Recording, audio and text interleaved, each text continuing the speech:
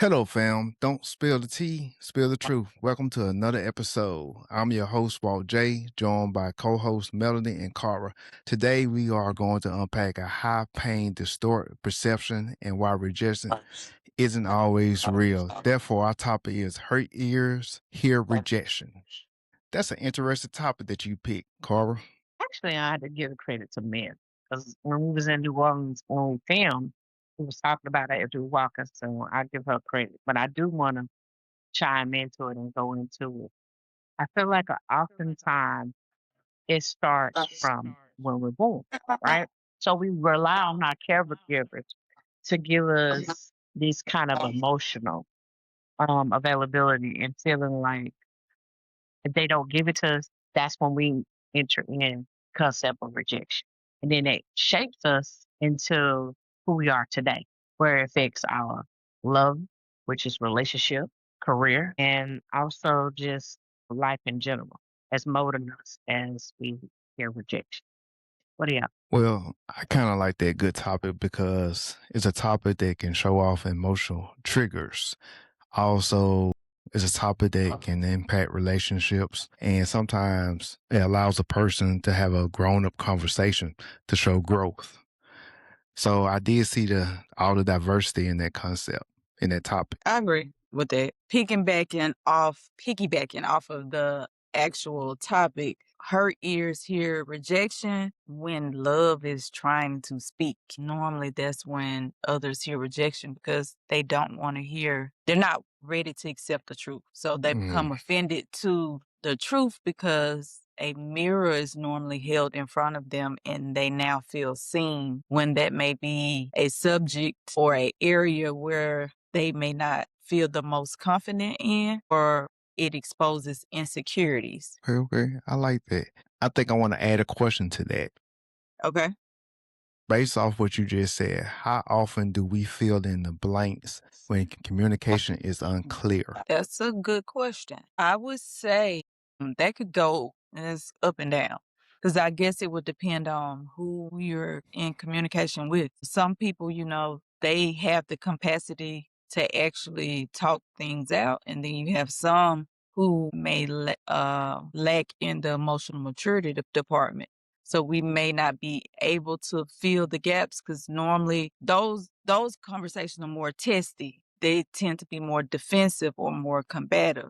So you may not have room to fill in the gap with that particular individual. It's just, to me, that would depend on the emotional maturity. If it allows the space to actually have a mature conversation to fill in the gaps. And a mature conversation doesn't always give banter back and forth. It may take time to allow you to process what you're thinking, meaning there's silence in that moment. And then you give a response, a healthy response, a loving response, so that they can receive what you're saying in the right way.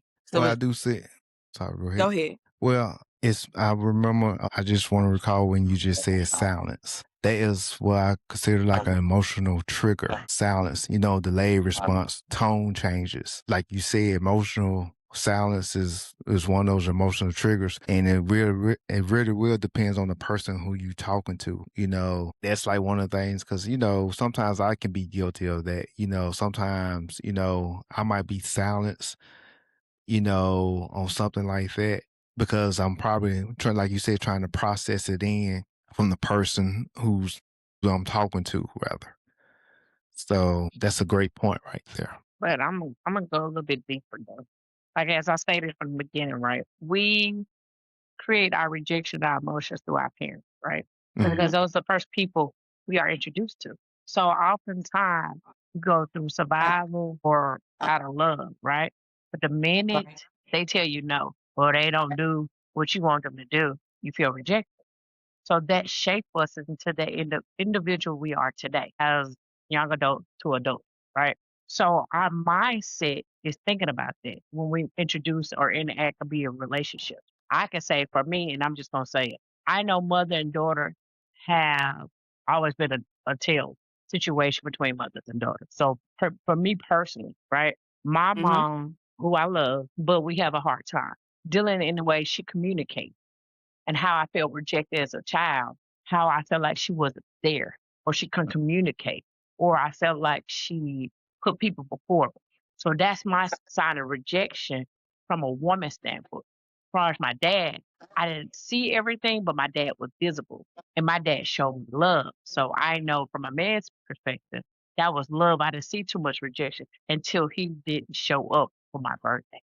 And that's when I felt rejected from my dad. So imagine me being a young girl and then that molds me in and you wonder why you have relationship problems. So I can admit because you keep having that Mm, repeat cycle because of what happened from the beginning of your caregiver, your mom and father. Absolutely. Absolutely.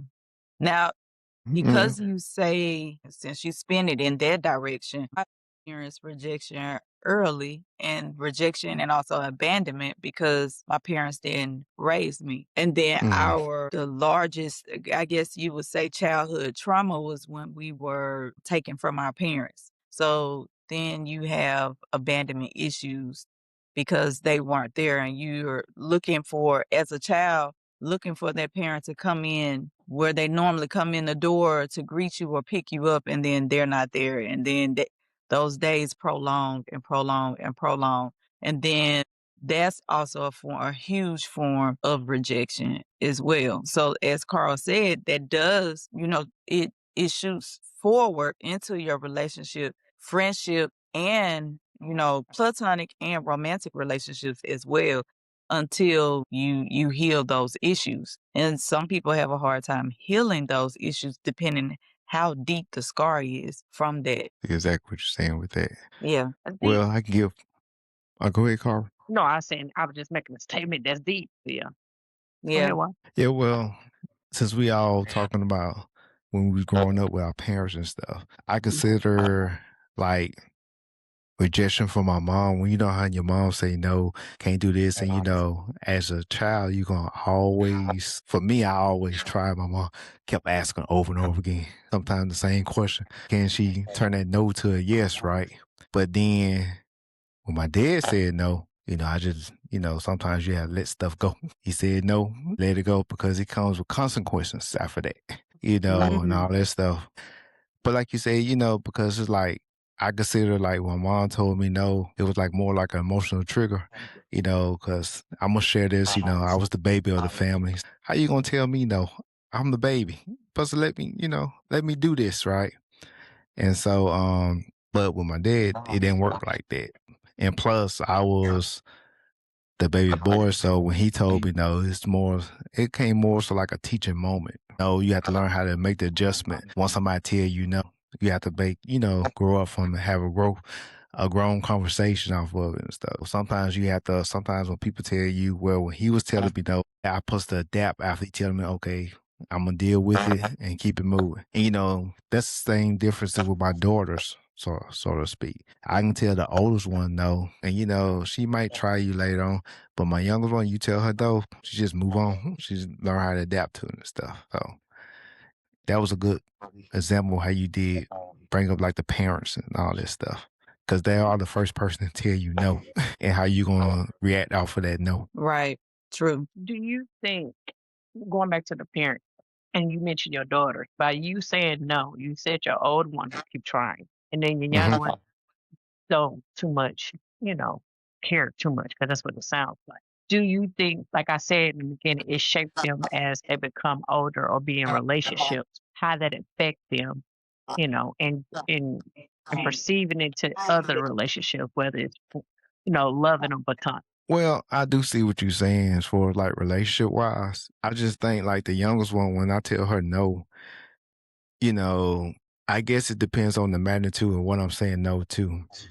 Meaning like, she asked for something and if it's not really a big deal, she will accept the no and move on forward and stuff. But if it's something, she will make the adjustment. She probably won't say anything, but sometimes she'll switch up her actions, so to Mm. speak. The younger one, I mean, the oldest one, she is a little bit more direct and stuff like that.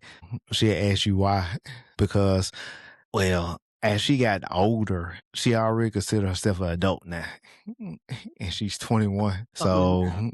So she feel like I can ask why now. I'm not little anymore. I'm big and all this stuff, So, but yeah, so as for a relationship wise, I think sometimes when you tell somebody no, it's the way how they can build character too. Like I said, how can they adapt for you saying no? Because sometimes they have to react to it and then they can show signs of growing up, how they gonna take that, like the maturity level. Okay, what's next after they say no? What can I do now? I gotta move on, basically figure it out. That's how I look at it. But you just Hmm. used the key word when you say adapt. So that goes back to what your dad say. You said with your dad you had to adapt. You see how that correlates into what we're talking about? So Yes.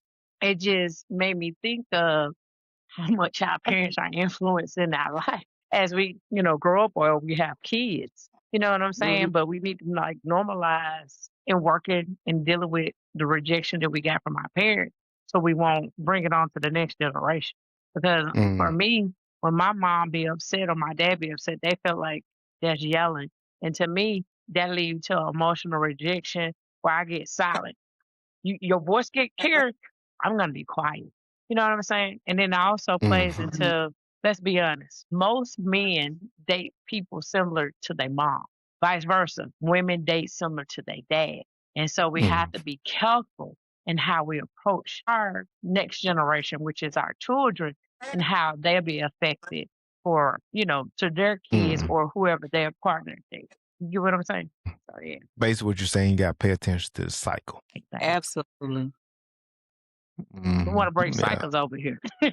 Right. I do. I don't know about nobody else, but I do. I see Is exactly. yeah, rejection is hard. That's for anybody. Just like I just told you, somebody yell, I could go aside. Just that, Yeah. yeah, is that rejection. Walter Well, said something that sparked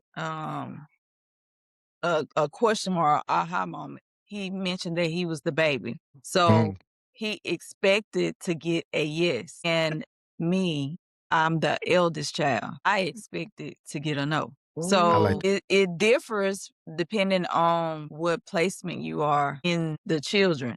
The baby normally expects a yes. The baby is normally more testier. My experience as being the eldest, and that I was given the most responsibility. So kinda like the military, shut up and color. So it Yeah. wasn't in most cases, if I was afraid to ask, whereas you would continue to ask. I was afraid to ask because I always got no's, and sometimes I didn't ask, I would just do. So, cor- and when you say it forms character, that may be why I'm very independent, because if I'm already gonna get a no, just get it done, if that's something that you want done. But that also was formed in my childhood as well. Just remember now, I asked one person more than I asked the other person. I That's asked a my mom. reason why. Why I you know asked Exactly. your mom? exactly. It Why was did a you good ask reason. your mom? Was her boundaries lower than your father? Your father was stricter? Was he authoritative? It's a reason. It's something you Yeah. notice that you pivot. Yeah. I mean, sometimes as a young kid, you know when to test the waters and with who. And so those like one of those, I want to say emotional maturity levels that I develop. Didn't know I was developing, but just had to adapt to it. So yeah. So which brings me back to this question right here. What does emotional maturity look like in communication? Since you mentioned that you was the oldest and I was the baby, right? So I guess the emotional maturity level was different between us. Cause some stuff I knew, I kept asking. You said, nah, I just had to do it another way. Right. I just So realized something. You're the baby, uh, wait, hold up. So we need to get from the Still middle perspective. emotional maturity. I Yeah. feel like my emotional maturity didn't come into like my late 30s because I was still trying to figure out life and how to perceive when being rejected and then because remember rejection and emotion goes hand in hand. So my emotions was you say something to me, I'm ready to fight. Now Mm. is emotional maturity. Hey, if I do this, I can get in trouble. I can miss my prison. I can miss my job, on my image.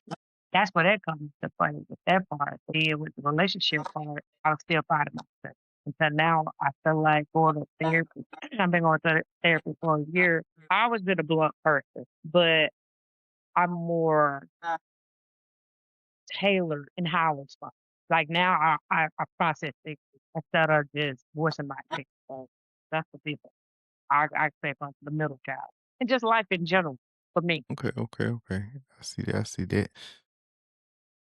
Like, I think I learned emotions quickly because being the eldest, I was responsible for the other siblings. So if one, the baby was always more expressive. The baby is going to let you know when their feelings were hurt, why their feelings were hurt. So I learned that through the baby child actually because my baby sister was more expressive. I would have to say between both of y'all, I would have to say mine's more towards Cara on the delayed reaction, so to speak. Because like you made a point, Melody. I was the baby. Cara was the middle child. So I will align more towards her. Because as things happen, I had an older sister that that sometimes I expect guidance from my older sister, so to speak, because she was the oldest. Or sometimes that's how I just fell in play. Because I can remember times when I was here at home with my sister during the summertime, right? She automatically was in charge because I was at a young age, don't do this, don't do that. And, even when my parents called, they called, I talked to her first, all that stuff. So mine is more like a delayed reaction. So I'm leaning more towards Cara because I was the baby and Cara was the middle child. And so that's how mine is. So how about you, Cara? I want to take it a little bit further though, with Hmm. emotional maturity, right? How does that work with the relationship? If you guys are in a relationship now, how does that work? And also tie in rejection too. Well, on my end, like you said, it does have some effect to your relationship by me being a baby. And I think I can't remember one of y'all said like, as the son, you know, your relationship navigate to like towards your mother or whatnot like that, right? Mhm. And so with that being said, it does sometimes I do if I'm in a relationship with somebody, I do look at certain things as a spec. Like, okay then how well can you cook? Cause by me being growing up and by me being from the country area and stuff like this, right? I can go in there and cook for myself. So but then you gotta bring something to the table. Cause then sometimes my mom was the type of person where like, sometimes you're not looking for the big things in a relationship. Sometimes you're looking for those little small things. And sometimes you just want people to just listen, because you do them for yourself and everything like that, right? But sometimes it's Mhm. just like the little things that you listen to and stuff. And, that's how it affected my relationship. Sometimes look at the little things, I can do this by myself, but, I still expect some type of emotional from you, or sometimes whoever person they get to know you, sometimes they can understand when you have those triggers. Sometimes when you silence, it's not necessarily like you upset, you just silent. You just want to be to yourself sometimes. And but then again, it depends on what person who you talking to at the time. Like I got a friend right now I've been knowing for like 20 plus years. And he knows like when I do certain stuff, he'll look at me, he say, especially if we are in public, he's look at me, we'll talk about that later. I know you up to something. You thinking about something right now. And so cause yeah, I'm quiet, Mhm. So but like I said, that's how it affect me in my relationship. Small things that matters. Okay. For me, I need communication. Like I have to know where we're going, where we're gonna land, the in between, how you're feeling before we land, when we land. So um I communicate and at times I over communicate because I don't want miscommunication or misunderstanding due to communication gaps. So I always ask questions. Growing up, my grandmother, she would always say, you gotta ask, you got 5 questions, you gotta ask who, what, when, where, why.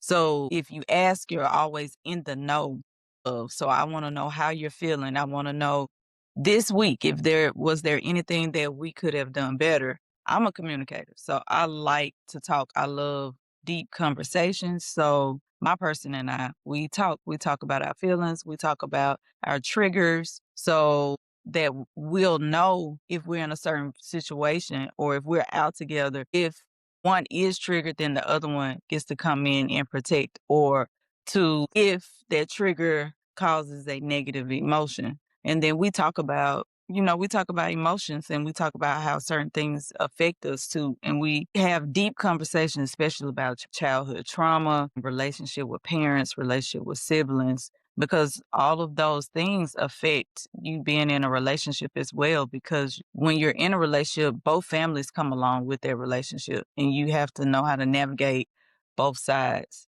in order for you all to, be in a healthy partnership. And I'm big on partnership. Like, I love to do things together. So I need communication. Mm. And you probably have heard me say that all the time. I need direction, I need communication. But those are things I learned also from not seeing certain things done in my parents' dynamics. So I don't want to repeat cycles. So I learned to communicate over time, and I learned to communicate my feelings because, as you said, silence. For me, I learned that silence wasn't good for someone that is a communicator because it leaves them in the no, and then it may cause them to overthink. So I don't want my partner to have to overthink what's going on with me or what's in my head. I want to be able to reassure them so that their mind can be at ease too. So I try not to be silent. I may be silent as I'm gathering a response. I may be silent if I'm decompressing, if I'm angry, or if I'm processing the emotions and the feelings that I'm going through. But I also communicate that as well. Hey, I need a moment. I need some time to gather my feelings or gather my thoughts right now. And then I'll come back to the table and then we can talk. But I try not to leave that person in a state of unknown, because in a partnership, that is, I always go back to the military. That's your wingman. That's your battle Mm. buddy. So they have your back. So you want to communicate everything to them. You don't want them to be in the unknown of you, especially if they're supposed to be your right hand person, or for a man, your rib. I feel like I'm just gonna say, I guess being in a relationship for me with emotional maturity is now. Probably back then, because I was married before. I don't know. We think we know how to communicate, but everybody is not a good communicator. And I know I was. As I go back to saying yelling, that would shut me down. I'll be silent Mm. because how do you think you're gonna get a response from me if you're yelling at me? Vice versa, me yelling too, because I used to think that's the way you're supposed to communicate by yelling. But as we talked about from the last series, people will always remember how you made them feel. So guess what? They're not gonna remember what you said, but they're gonna remember how you feel. So me learning it and being in different relationships, I try to work on that communication style. Am I perfect? Absolutely fucking not. I'm not. Because I'm an overthinker. Now I process things. I'm gonna communicate to you how I feel. Okay. I'm also gonna communicate and tell you I need a minute. Give me, and I have to be timely. Give me like 15 minutes because I'm processing through either an argument or disagreement. And then the other part is realizing other people feeling because everybody don't think the way Cara thinks. Because Mm-hmm. I move like that. I'd be like, oh, they should know better. No, they don't. Because it's gonna go back to what I said in the beginning. How you was raised. How did they Mm. communicate? How did they show you love? So, Mm. am I a work in progress? Absolutely, I am. Mm. So, I'm no means perfect or anything, but I am still working day to day. But I feel like it's getting a little bit better. But you gotta want it. You gotta want to be the change you want to be, because that's the only way somebody else is gonna see it. If you start, because remember, it takes 21 days to form a habit. Then the other person to keep on, and they'll see, and they'll be like, oh, this person doing things different. Maybe I need to do things different. But once Mm-hmm. again, see, I'm getting in my head. I think for the other person, but you can't think for the other person. So with emotional maturity and Mm. rejection, Okay. oh yeah, Okay. work in Okay. progress, people. All right. I have another one. Okay. Reality versus perception. Are we reacting to the truth or to a memory? In Based rejection, on because okay, then that's a I good look one. at I look at it like this: Are we reacting to the truth or a memory? Because say for instance, like if since we talking about relationships, right? And we're in a present relationship and something is going on in the present relationships, right? And you react off of it, right? So are you jumping the gun, reacting off of memory or reacting off the truth was lying in front of you right there? Because sometimes people will bring what happened to them in their past relationships to their present relationships. So I asked the question again. Are we reacting to the truth or from a memory? Okay, so as a woman, we go to Delulu land with the truth. Say what? But yeah, we go to Delulu land with the truth. Because a lot of times when we Okay. see the truth, it's not our truth, right? It could be your truth and my truth. But what's the actual truth when it's dealing with the relationship?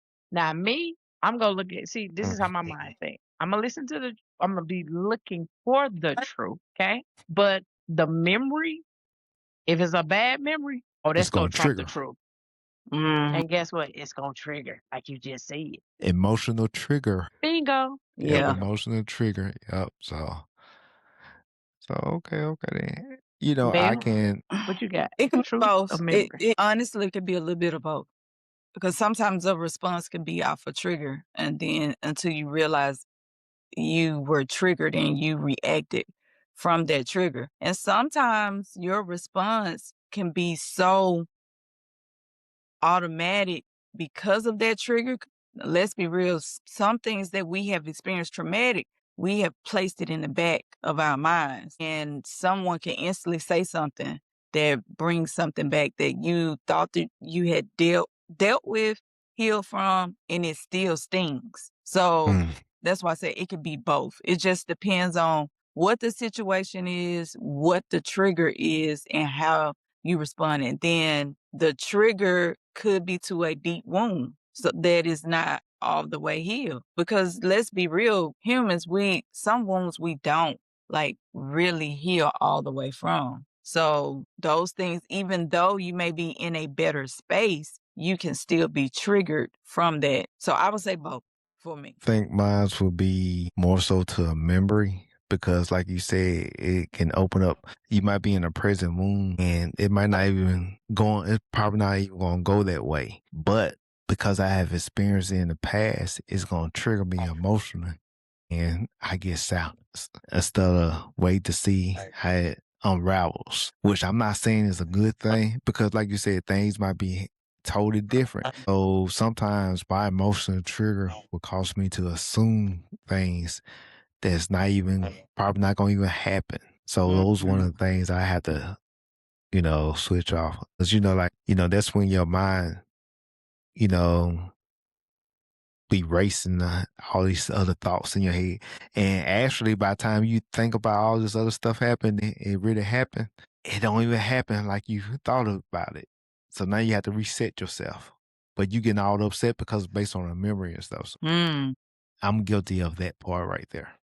So your silence is a it's a coping mechanism, kind of safety mechanism for you. So Yes. is the silence also to keep you from being angered as well? Because that's what I'm hearing, but I want to make sure I'm hearing correctly. Well, it depends on the person. Okay.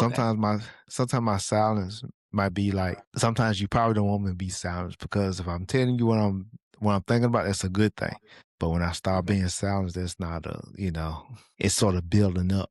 Yeah. But then I would say this, like what Cara said, sometimes my silence can be a good thing if I tell you, like, hey, give me about 15, 20 minutes. Let me reset. Then I come back with some fresh ears. But then, you got that same person that won't let you reset. They still be asking you why you trying to reset.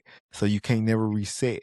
And then now that silence turning into something different because I'm asking you, let me reset. That's a whole nother topic. People who don't understand space and grace of allowing a person to reset. And to me, that's someone that doesn't understand emotional boundaries because Okay. they're pressing for a response when you don't have the capacity to give them a response in that moment. And to me, that normally leads to arguments that can escalate to other things. Because it's almost like if you think about it, the Hulk, when he felt his anger getting ready to escalate, then he would Mhm. try to walk away. But most of the time, the person would become antagonist or antagonize them, and then it blows up. So to me, people don't know emotional cues either and that may be because they lack emotional maturity as well. Okay, Right. okay. But I think I'm Uh, understanding a little bit more with the rejection part because I always wondered, and I'm just gonna throw this out. Like, I think I Mhm. was on a trip and this man was trying to talk to me. Of course, I was like not interested. I walked away, and he used verbal language towards me, calling me my name and stuff. And I had to pause and then walk towards him and then say, "Hey, what's going on? How can I help you?" But when I did that, he changed the way he responded to me. Mm. Right.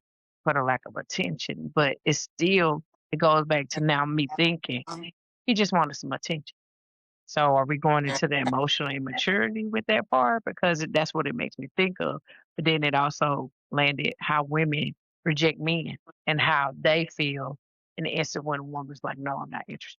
But is it really, let mhm. me ask you this being a man, Walter, if a woman says she's not interested, is that a hard rejection? Because I feel like somebody's saying that nicely to you, saying, yeah, I'm not interested right now, or I have somebody else. Is that a hard rejection or just saying be like, hey, go mind your business? It depends on the maturity of the guy. Exactly. Bingo. Yep, it depends on the maturity of the guy. Because, some people can take it and, just look, just like, for example, if you out to a social gathering, into a nice bar and grill and stuff, and, you meet someone and you say, hey, can I buy you a drink? And said, no, no, thank you. And, all thing you can do is just keep going. But then again, you might find that person, hey, can I buy you a drink? Yeah, can you buy me so and so? And I like that. Then sometimes that person might be just use you for a drink. You expect a conversation. So that's another rejection. If they say, okay, thank you for the drink, and they keep going.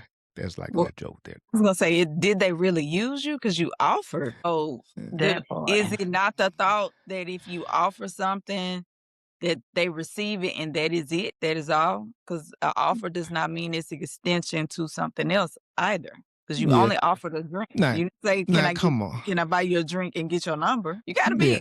be straightforward. Nah, I'm glad you said it. Now, come on now. How many times when y'all young ladies went to there and said, man, going to the club. I know I look cute. I'm not gonna buy a drink. They gonna offer buy them. That's all I want them to buy me a drink. That's it. I didn't have that mindset. Oh, I didn't either. I mean, did I I get I offered drinks? Absolutely. I had my own money. I never had that mindset. well, that goes with maturity level.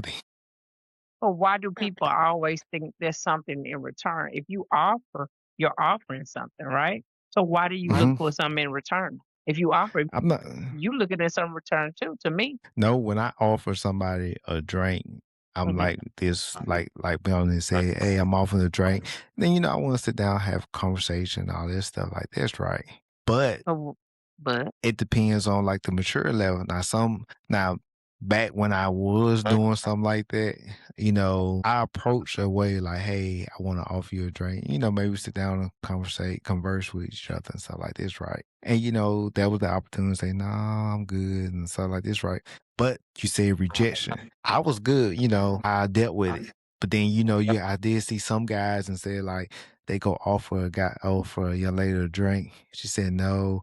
Then, they try to be persistent, right? And then like you said what that guy did with you, he started calling you all sorts of things and stuff like this, right? But you handle it different, right? Depends on the maturity level. I just learned how to just walk away. but look what you just said. You said, "Hey, I offer a drink on a contingency of conversation."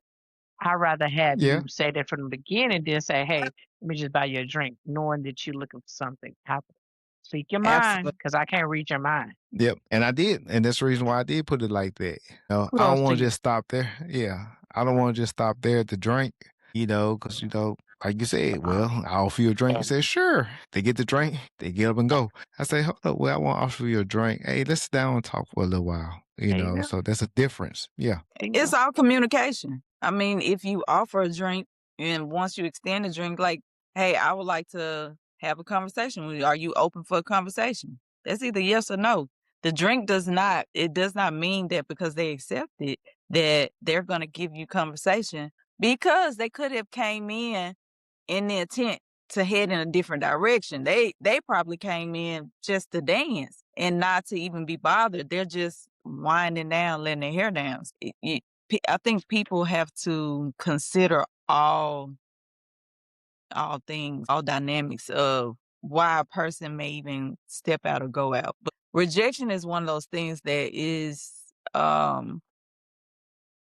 tender, I would say.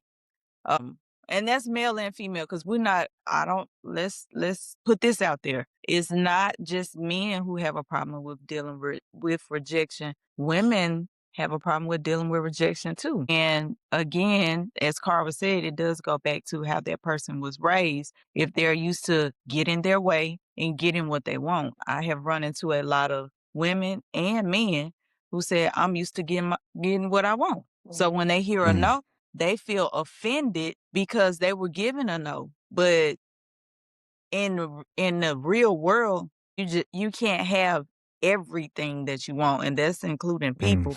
I mean, that's not realistic. No one walks out and say, "Oh, every person in the world is mine if I choose to have them." That's not how that works. Yeah. Let's talk about it. Oh, I think okay. mine's is I don't like ghosting. Did you hear that? I don't like ghosting because I feel like that is so immature. If you're not interested in a person, just tell them. I know some people don't agree with that, but it's nothing to say, hey, I don't think we're vibing, because that's what people use the term vibing. Or me, I like to just say, I don't think our connection isn't on the same page, and I wish you well. That's me. And when you ghost, I feel like that's an immature response. Instead of telling that person, I'm not into you, because you I took the agree. Yeah. chance. I agree. You took the chance to seek after that person, hold a Uh, conversation, and then you just ghost completely. I think that's mm. immature on all facets. Actually, I respect the person more if they just be upfront with you, because Come you on. know exactly where you coming from to the ghost and stuff. It seems like the person, to me, I feel like when a person decides to ghost somebody, it's like leaving the other person in limbo. Because I have seen some people, when they ghost people, they'll come back like ain't nothing changed and nothing like that, right? Exactly. Like they Absolutely no. like I ain't doing anything wrong. Like, hey, how you doing? Like, But you're a no. good one, because if you ghost me, you're gonna get blocked. And guess what? You can't reach back out to me. Yep, I said it. But yeah, no. Yeah. But when you are, this is my take on things. When you put yourself out there to date, then you have to have standards, especially when it comes to communication and letting people know what your expectations are and what you're looking for, what you're not going to allow. And respectfully, if that person then, as Carl say, if they didn't ghost, then yeah, they don't deserve access to communicate, because they already have they terminated the agreement from the jump, especially if that's what you put out to them to let them know, hey, these are the rules of engagement.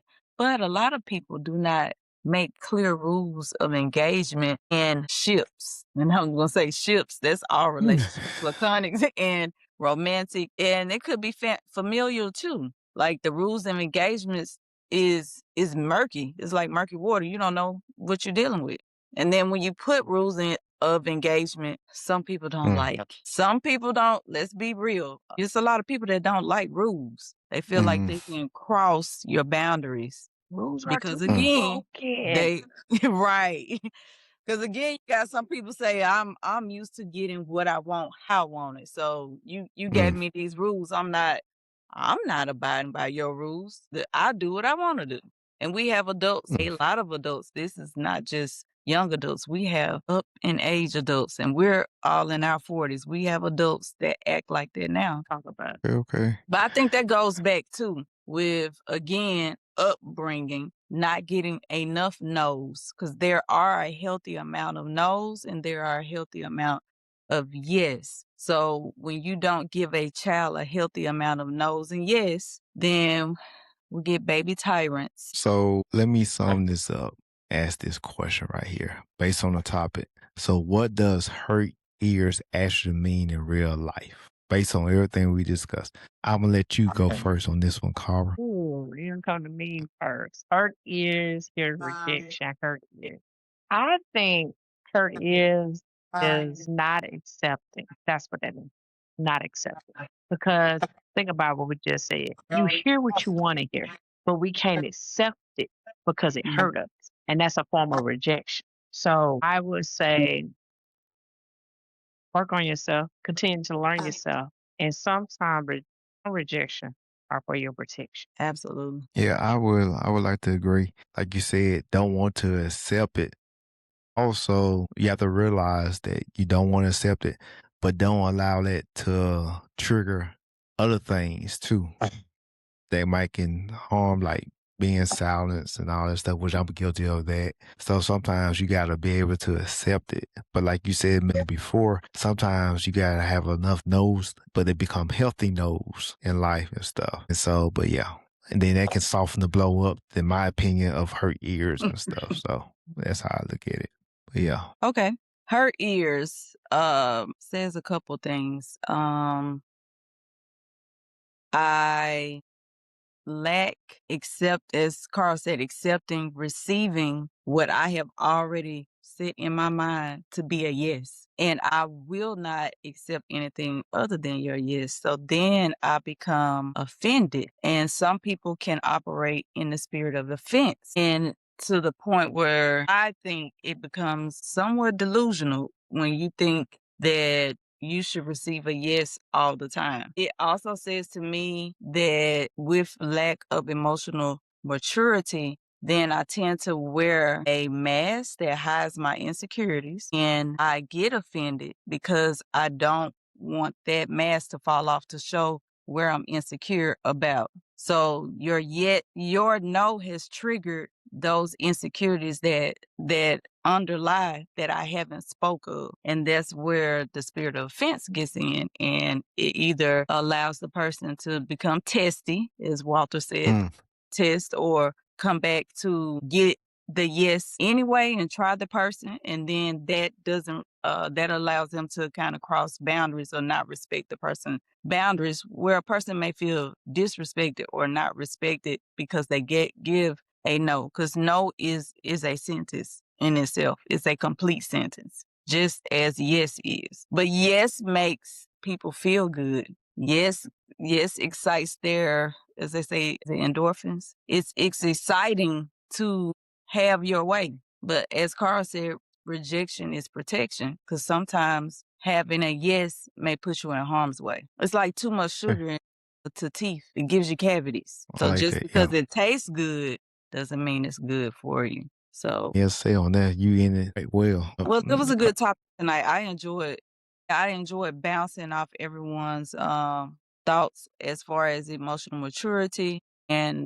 what their heartfelt feelings were on rejection. Rejection is such a deep topic because, I mean, rejection can be in so many areas that we could talk about, but to be real, we have to know as adults and as children that you can't always get a yes. And rejection is not a bad thing, it's a good thing. And in some cases, you don't take a no for an answer. It just depends on what it is. If it's bringing something positive, then that's different. But if it's something that, harms the other person or will put each party in a negative space, then rejection is for protection. Okay. Yes.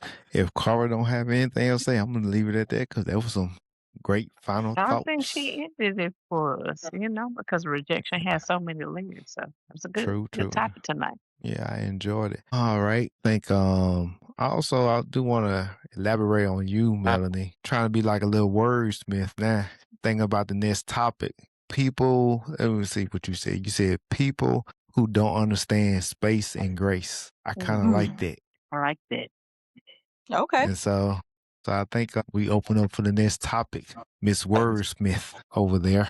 I I'm gonna try say my best. eclectic. Is it eclectic? I Eclectic. love mental It was a sparring. joke. I love deep conversation. I love it. Okay then. Well, I'm gonna go Okay. ahead and wrap everything up. This was another episode of Don't Spill the Tea, Spill the Truth. I'm Walt J with Melanie and Cara. Maybe it wasn't rejection, but reflection. Check your perspective before your reaction and keep going forward. That's a wrap. All right. I would hit the button.